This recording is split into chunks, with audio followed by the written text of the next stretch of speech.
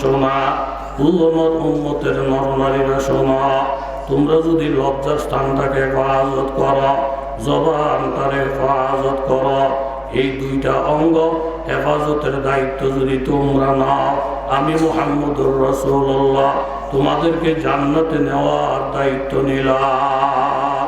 নারায়ে তাকবীর। মেয়ে লোকে যেন টের ভাই সামনে যা আছে, নাইলে কিন্তু গেলে বকবো। নজির সাহেব বয়ান করলো, ঢাকার আরেক হুজুরে বয়ান করলো, এই দুপুরে টুপি মাথার দিয়ে গেছে, বয়ানও তো জান নাই, আমি কখন গেছি তো কি বয়ানের নাম দিয়ে কোনো বইবে বিড়ি গাইছে, আমি অজনীনা লোক না।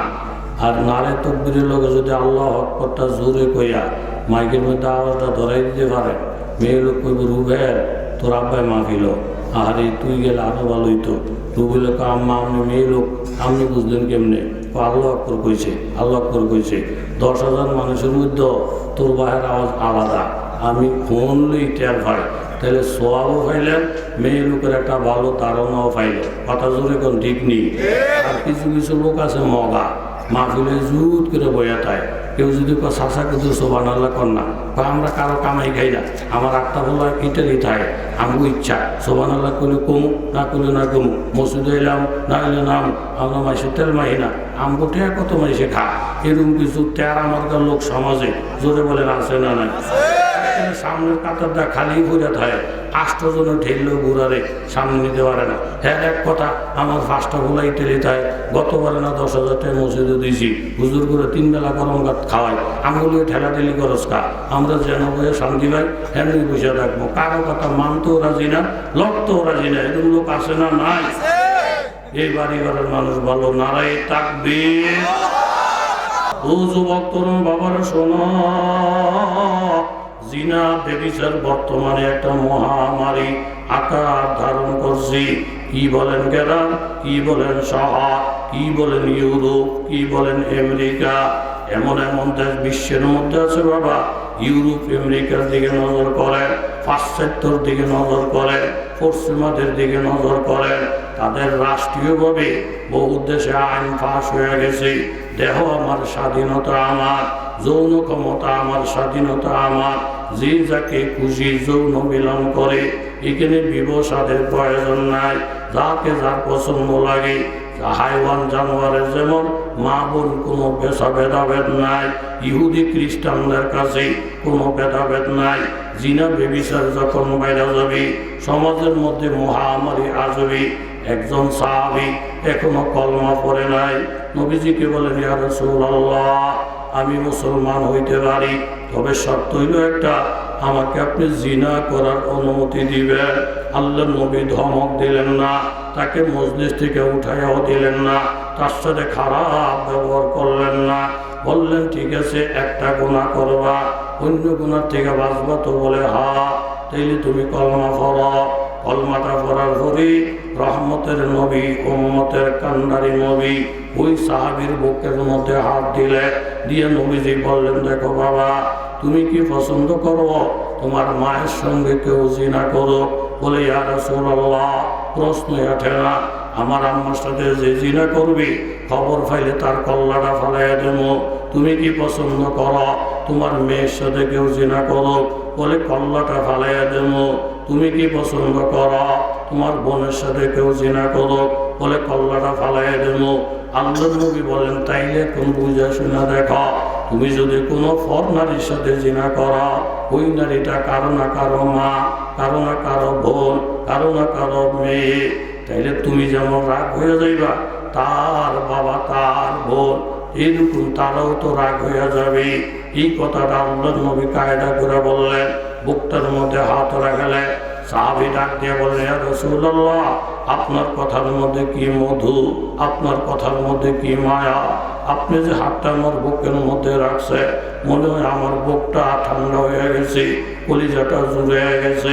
আমার মনের হালত হইল এই, আমার কাছে যত গুনাহ আছে, সবচাইতে খারাপ গুনাহ, নিন্দার গুনাহ হইল জিনা। আমি কথা দিলাম গো নবী, যতদিন দেহের মধ্যে রূহ থাকবে, জিনা নামের গুনাহ আর করব না। যদি বলেন সুবহানাল্লাহ। এই জন্য বাবা হাদিস শরীফের মধ্যে আছে ওয়ালা ফাশাজ জিনা ফিল কওম ইল্লা কাসুরা ফীহিমুল মাউত। সমাজের মধ্যে যখন জিনা বাইরা যায় তখন মহামারী দেখা দেয়, মৃত্যুর হার বাড়তে থাকে। যেমন আপনারা পেপার পত্রিকা টেলিভিশন ইন্টারনেটের মধ্যে দেখছেন গত 2-3 দিন আগে একটা লঞ্চের মধ্যে আগুন লেগে প্রায় 50 জনের কাছাকাছি মৃত্যুবরণ করছে। এক একজনের সাক্ষাৎটা শুনলে চোখের পানি ধৈর্য রাখা যায় না। মাত্র একটা সন্তান, স্বামী স্ত্রী 2 জন লঞ্চে। হঠাৎ করে ঘুম থেকে উঠে যখন দেখলে পুরাটা লঞ্চ আগুনের মতন গরম হয়ে গেছে, অন্ধকার, কিছুই দেখা যায় না। আবার নদীর পানি শীত, সাঁতার দেওয়াও সম্ভব না। স্বামী স্ত্রী 2 জনে কান্না আরম্ভ করলে বাচ্চারা ঘুমে, বাচ্চাই তো জানে না বাচ্চাটারে ঘুমের থেকে উঠেছি, এই বাচ্চা তো সাঁতারও জানে না।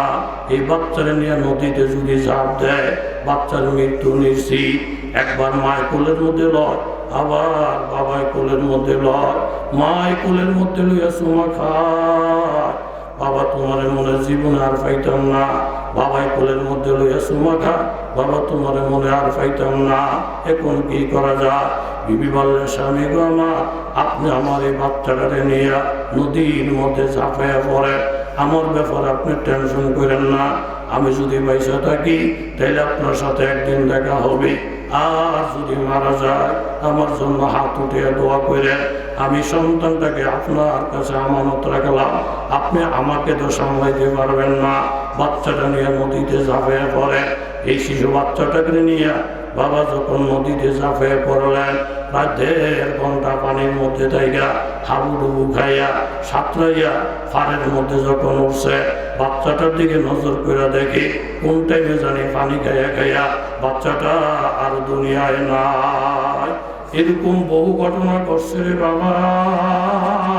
লঞ্চের মধ্যে আগুন লেগে লঞ্চ ফিরা যায়, আমার মনে হয় বাপ দাদার 14 গোষ্ঠীর কেউ শোনে না। লঞ্চ তো থাকে পানির মধ্যেই, সেখানে এবার আগুন লাগে কেমনে? এই যে নতুন নতুন ঘটনা ঘটতেছে, মানুষ দিন দিন মারা যাইতেছে, এগুলো সব আযাব আর গজব। আল্লাহর নবীর ঘোষণা ওয়ালা ফাশাজ জিনা ফিল কওম, কওমের মধ্যে যখন জিনা ব্যভিচার বেড়ে যায় কাসুরা ফীহিমুল মাউত, তখন সেখানে মৃত্যুর সংখ্যা দিন দিন শুধু বাড়তে থাকে। হযরতে মূসা কালিমুল্লাহ জাব্বারিনদের বিরুদ্ধে যখন যুদ্ধ করার জন্য রওনা দিলেন, উনি কানান এলাকার মধ্যে এসে অবস্থান করলেন। জাব্বারিনরা মূসা নবীর কথা শুই না, বালাম বাউর একজন আল্লাহওয়ালা, আল্লাহওয়ালাকে বলেন হুজুর আপনি মূসা নবীর জন্য বদদোয়া করেন। প্রথম তিনি নিষেধ করছিলেন, এরপরে পাবলিকের ঠেলায় পয়রা উনি মূসা নবীর জন্য বদদোয়া করে যখন হাত উঠাইছি বলবে আল্লাহ মূসা নবীরে ধ্বংস করে দেয়, কিন্তু মুখ দিয়ে আইসা যায় জাব্বারিনদেরকে ধ্বংস করে দেয়। এখন সমাজের লোকেরা খেপে গেছে, টাকা দিয়ে আপনারে বাধ্য করলাম আমাদের পক্ষে দোয়া করার জন্য, কিন্তু জবান দিয়ে আমাদের পক্ষে আসে না। আল্লাহ নবীর বিরুদ্ধে কথা বলার কারণে ওই বালাম বাউর ওলি আল্লাহ তার জিহ্বাটা বাহির হইয়া নাভি পর্যন্ত লটকালটকি করতেছে। তখন সে বুঝতে পারছে নবীর বিরুদ্ধে কথা বলা আল্লাহর গজব আমার উপরে নাজিল হয়েছে। তখন সে জাব্বারিনদেরকে বললেন, জাব্বারিনরা নবীর সাথে যুদ্ধ করে তোমরা পারতা না, একটা কাজ করো, যেই রাস্তা দিয়ে নবী আসবে সাহাবীদেরকে নিয়ে রাস্তার ডাইনে বামে নর্তকী দাঁড়া করে দাও, গায়িকাদেরকে দাঁড়া করে দাও, গায়িকারা গাইবে, নর্তকীরা নাচবে। এর মধ্যে কোনো আসহাব যদি নারীর দিকে আকর্ষিত হয় তাকে জিনা করার সুযোগ সুবিধা করে দিবে। মূসা নবী কথাটা শুনে বললেন, ও বনি ইসরাইল তোমরা তোমাদের নজর হেফাজত করো, নারীদের দিকে তোমরা তাকাইও না। সব সাহাবী নজরকে হেফাজত করলেন, কিন্তু একজন আসহাবের নাম জমজম, ওই নায়িকার নাচ দিকা গায়িকার গান শুই না, সে তার যৌন ক্ষমতা কন্ট্রোল করতে পারে নাই, ঢুকে গেছে নারীর মহলের মধ্যে, ঢুকে সে জিনা ব্যভিচার আরম্ভ করে দিছে। জিনা ব্যভিচার যখন শুরু হয়ে গেছে সাথে সাথে বনি ইসরায়েলের মধ্যে মহামারী দেখা দিছি। অসীম রোগ, কোনো ডাক্তার কবিরাজে ধরে না, ওষুধপত্রে কাজ করে না, পরে আর মরে। মুসা নবী দোয়া করতেছেন, আল্লাহ আমার কওমকে আপনি বাঁচান। দোয়া যত বাড়াইয়া দেয় রোগও তো চেতাইয়া দেয়। জোরে বলেন ঠিক কিনা? এই হুজুর করে লইয়া কত টিটকারি মস্কারি করছে বাঙালিরা। হুজুর দোয়া করে করোনা মহামারী এলাকা, তো জুমার দিন হুজুরে দোয়া করছে, আল্লাহ করোনা ভালো করে দেন। এরপরে শুক্রবার আইয়া মুসলিরা ধরছে, হুজুর গত শুক্রবারে কি দোয়া করছেন? আপনার দোয়ায় করোনা এমন সেটা সেচ্ছে, এর আগে মরছিল 5 জন, এই সপ্তাহে মরছে 17 জন। আপনাকে দোয়াটাই লাগতো না। অনেক হুজুর আছেন, আগের হুজুররা দোয়া করলে আল্লাহ দোয়া শুনতো। অহংকার হুজুররা বৃষ্টির লেগে দোয়া করলে তুফান নাই, বাসর দোয়া করলে মরণ বাড়ে। ইতার হুজুর নাই সব দোষ হুজুর গো কান্দ। কথা জোরে বলেন ঠিক কিনা? মুসা সালাম দোয়া করে রোগ আরো বাড়ে, মরা আরো বাড়ে। মুসা সালাম সেজদা করে গেলেন, আল্লাহ আমার দোয়া আপনার কাছে যায় না, আপনি আমার অপমান করেন না। আল্লাহ তাআলা জানিয়েছেন, মুসা সেজদা থেকে মাথা উঠাও, তোমার সমাজের মধ্যে জিনার কাজ চলছে, জিনা ব্যভিচার চালু রেখা কেউ যদি মহামারীর থেকে বাঁচার দোয়া করে, আমি দোয়া কবুল করি না, মহামারী কমাই না। তুমি যদি মহামারী কমাইয়া দোয়া কবুল করাইতে চাও, আগে জিনা বন্ধ করো।